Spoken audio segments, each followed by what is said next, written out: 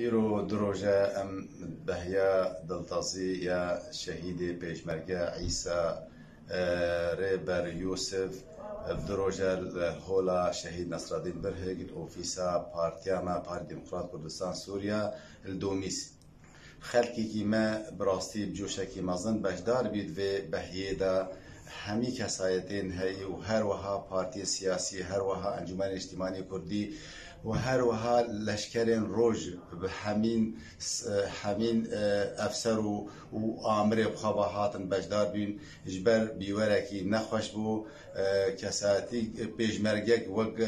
عیسی احاطه بو ناسکرین ناف حوال خدا مرخاص و خورتایی